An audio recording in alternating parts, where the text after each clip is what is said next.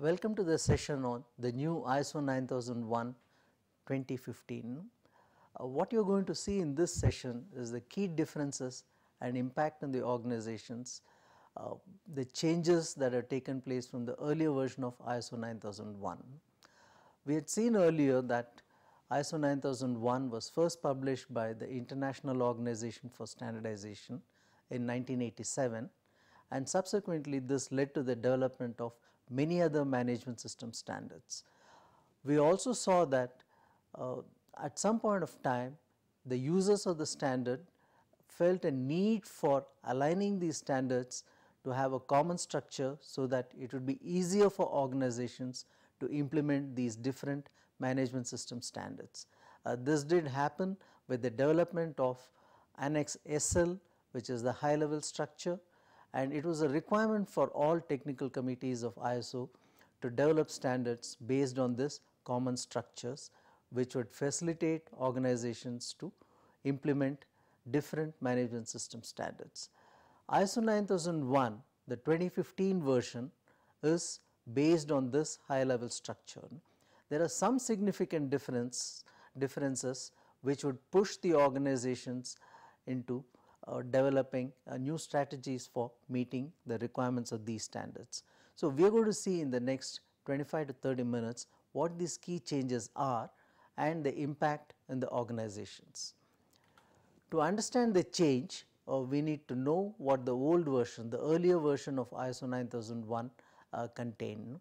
It had an 8 clause structure starting with the scope, normative references, terms and definitions, quality management systems, management responsibility, resource management, product realization, measurement, analysis and improvement. The new version, the new standard would have 10 clauses, the scope, normative references, terms and definitions, the same as the earlier standard, the context of the organization which is new, a leadership, planning, support, operations, performance evaluations and improvements. While many of these, the requirements of the earlier standards do find a place, we also see that there are some new terms used which includes the context of the organizations, clause 8 which talks about operations, clause 9 which is performance evaluations. These are changes in the structure, changes in the titles of the various clauses. Let us look at some of the significant proposed changes. First, there is an emphasis on leadership. The leadership was a requirement in the earlier versions of the standard too, but there is a new emphasis on leadership. There is a new clause called organizational context, which is expected to lead the organizations into responding to the business environment in which they are placed in. There is a new focus on risk-based management. In fact, the clause preventive action does not find a direct place in the new structure, but the risk-based management is expected to make sure that the preventive actions are included as a part of management strategy. There is an emphasis on objectives, measurement and change. There is an increased emphasis on achieving value for organizations and its customers. There is a requirement for communication and awareness with added emphasis. There are other changes that have happened when the new standard was developed. There are few prescriptive requirements.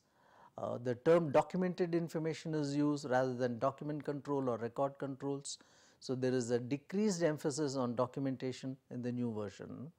The outsourcing is now called external provision, which you would see is a change in terminology. There is no requirement for management representative who was expected to report to the management on the implementation of the system. The requirement for reporting is there, but the term management representative does not find a place in the new ISO 9001. Similarly, you would not find a mention of quality manual in the new version, while the documented information covers the requirement for developing any documents that are needed for the system. So, let us look at the key changes with respect to the leadership and the organizational context. Firstly, the organizations will need to determine external and internal issues that are relevant to its purpose. That is, what are the relevant issues both inside and out that have an impact what the organization does or that would affect its ability to achieve the intended outcomes of its management system. The intended outcome which is defined in the scope of the document is providing a product that needs of the customers as well as any applicable regulatory requirements. That is the intended outcome of any management system. It should be noted that the term issue covers not only problems which would have been the subject of preventive actions in previous standards, but also important topics for the management system to address, such as any market assurance and governance goals that the organization might set for its management system. So, this concept needs to be understood. So, this means that the senior managers need to be able to demonstrate an understanding of the wider business environment, social, cultural and regulatory issues and how that impact or could impact on the organization's ability to meet customer requirements. In the same context, they need to have a grasp of the organization's internal strengths and weaknesses. Obviously, the strengths will have to be leveraged and weaknesses will have to be addressed, and how these could impact the ability to deliver their product or services. This will obviously strengthen the concept of business process management, including the need how to allocate specific responsibilities for processes and demonstrate an understanding of the key risks associated with each process and the approach taken to manage, reduce or transfer the risk.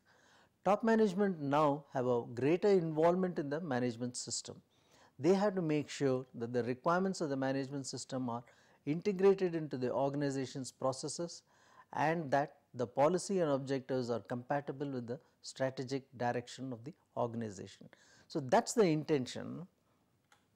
We have another clause which focuses on risk-based management. Senior management must be able to demonstrate an understanding of business risks and how they could impact on the ability to meet customer requirements. An effective risk management process will be critical for successful certification of the new version. It must ensure that the management systems can achieve its intended outcome and achieve continual improvement.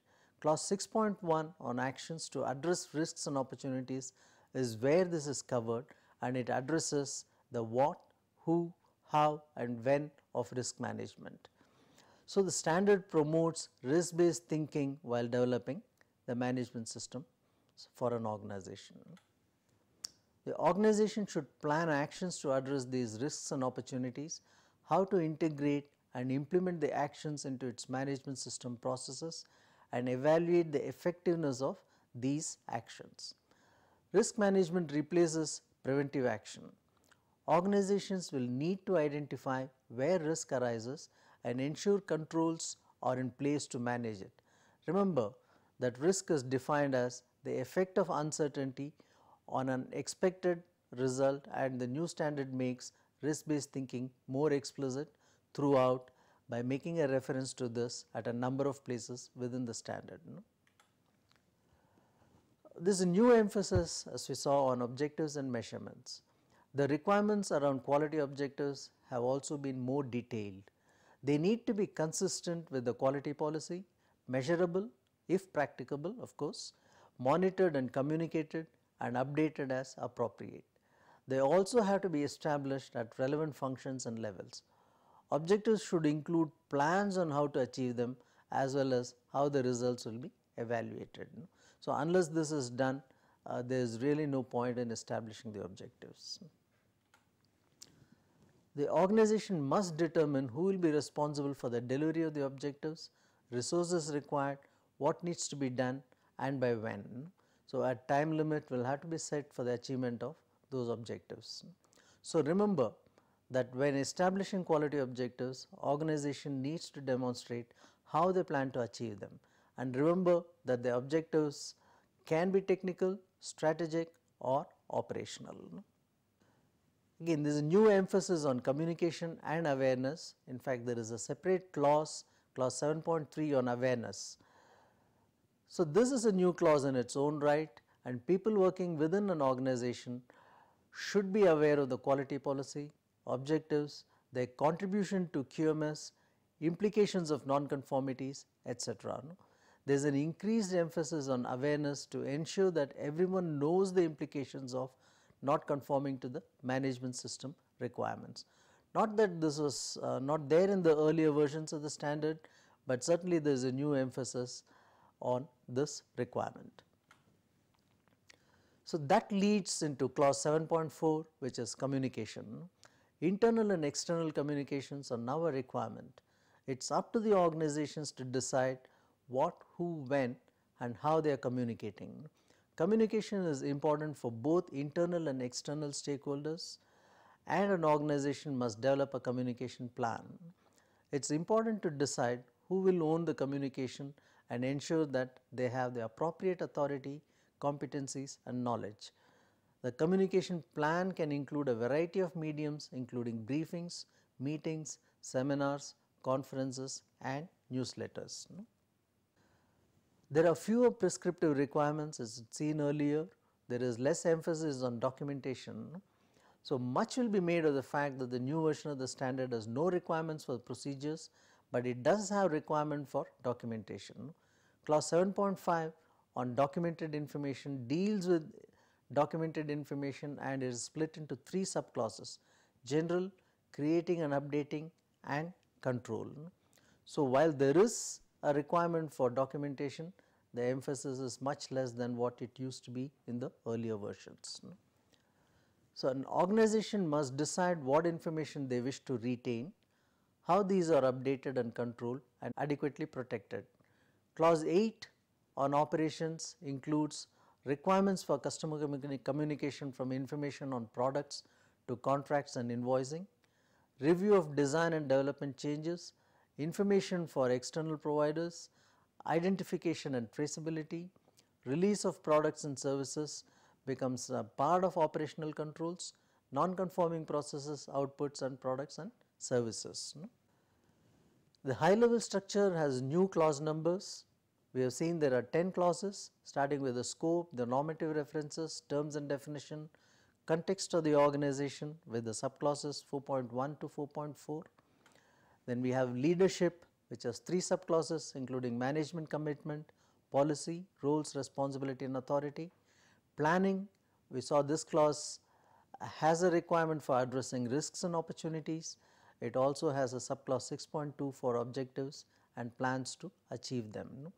Clause 7 support has subclauses resources, competence, awareness, communications, documented information.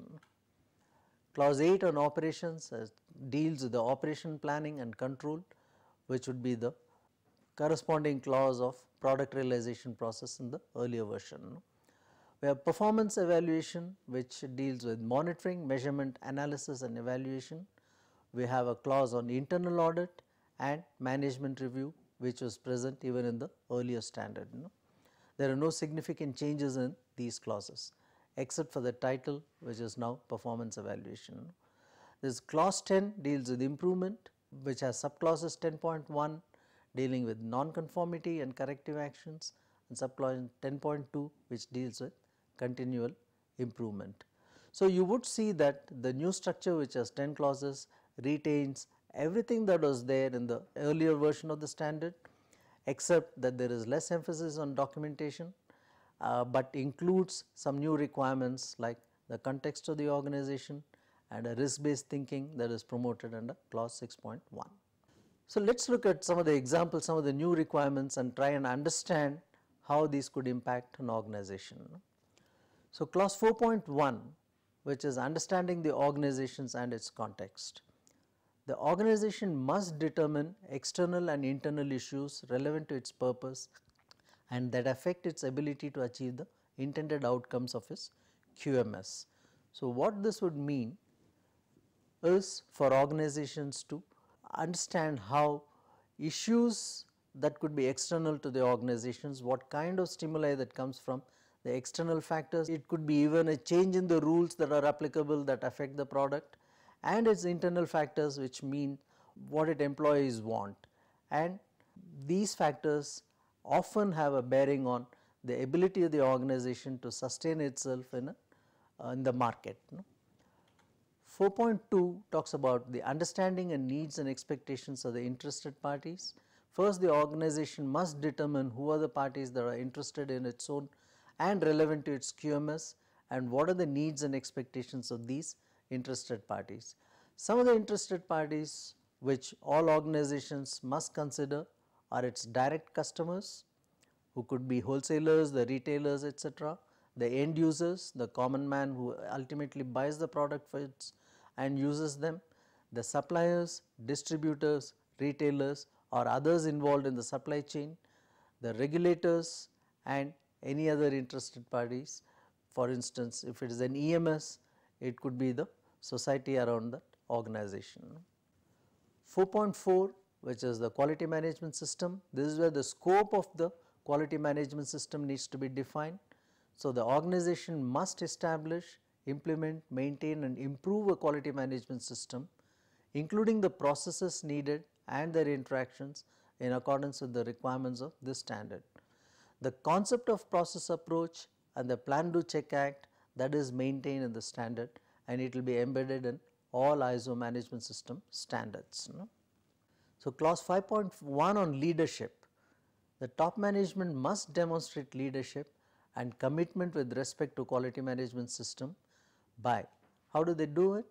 By ensuring the integration of the QMS requirements into the organization's business process. So, this is a significant shift as we have been discussing. Then promoting awareness of the process approach, supporting other relevant management roles to demonstrate their leadership as it applies to their areas of responsibility. Top management must demonstrate leadership and commitment with respect to customer focus. It must be made clear to everyone in the organization that the top management is interested in meeting the customer requirements. So, clause 6.1 we saw was another significant change from the earlier version. This talks about actions to address risks and opportunities. When planning for the QMS, organizations must consider the issues in 4.1, that is the external and internal issues, and the requirements in 4.2, which is the needs and expectations of its interested parties, and then determine the risks and opportunities that need to be addressed. First, why we need to do this? First, to assure the QMS can achieve its intended outcomes, prevent or reduce undesired effects and achieve improvement. The organization must plan actions to address the risks and opportunities and how to integrate and implement actions into its QMS processes and evaluate the effectiveness of these actions. It is not enough if you carry out the processes, but you also need to evaluate whether these are effective or not. Clause 7.1 is on resources. The organization must determine and provide the resources needed for the QMS, that is for the establishment, implementation, maintenance and improvement of the QMS. The resources may include infrastructure, it certainly would include the process environment, it includes the monitoring, whatever resources are required for monitoring, which could be equipments, test equipments, the calibration facilities and so on, and knowledge. You would notice that this is again a new requirement. Every organization would need knowledge for its processes and operations. So, there is a special emphasis placed on this particular subclause which talks about knowledge management. Clause 8.1 is a familiar one. This is the operational planning and control. The organization must plan, implement and control the processes needed to meet requirements and to implement the actions determined in clause 6.1. Remember the clause that deals with identifying risks, threats and opportunities, and deciding on actions to mitigate them. So, you do this planning and control by establishing criteria for the processes, implementing the controls of the processes in accordance with the criteria, keeping sufficient documented information to demonstrate the processes have been carried out as planned. The earlier version of the standard, you would find this as records, record management or record control. The organization must control, plan and review the consequences of unintended changes, taking action to mitigate the adverse effects as necessary. So, some of the changes actions that are planned usually go on, but many occasions you would find that there are unintended changes that take place in any system. So, the organization must be alert to this and take actions to mitigate any adverse effects of these unintended changes. No? The organization must ensure the operation of a function or a process of the organization by an external provider is controlled. Again, in the earlier version, the term that was used was outsourcing. So, now we make a reference to the external provider, which could also include the supplier to the organization, the organizations from where purchases are made. He is also an external provider. No? Control of external provision of goods and services is covered in 8.4. The organization must ensure that externally provided goods and services satisfy the specified requirements. So, there is a note which clarifies that this includes outsourcing. Clause number 9 deals with monitoring, measurement and evaluation. This is the clause that provides inputs for improvement. So, when you monitor the processes and products at different stages, it could be at the incoming stage, it could be at the process stage, or it could be at the final stage before the product is shipped out. You have a lot of data that could be used for analysis. When you evaluate suppliers and decide on from whom you would buy, again there is a lot of data that is generated. So, all this data is meant to be analyzed periodically and provides an input for the subsequent clause number 10, which is on improvements. Similarly, internal audit is again another tool for ensuring that your systems are effective and provides the management with the tool for identifying weak areas which could be strengthened by proper implementation of the corrective actions. So, a management review again is a familiar clause which was there in the earlier version too, and is expected to ensure that the performance of the systems are reviewed at least on an annual basis, and the outcomes of the management review should give a direction for the organization to improve. So, you would find clause number 10 talks about the improvements, and this clause provides the inputs for making the improvements to the system. So, you would find that the 10 clauses put together provide covers all the requirements of the earlier versions. So, has some additional requirements with the emphasis on how the organization can sustain itself in the marketplace, and truly the new standard would push the organizations to a different level. So, you can say that the bar has been raised, and now it is for the organizations to effectively implement the standards so that they could sustain themselves in the marketplace. So, thank you.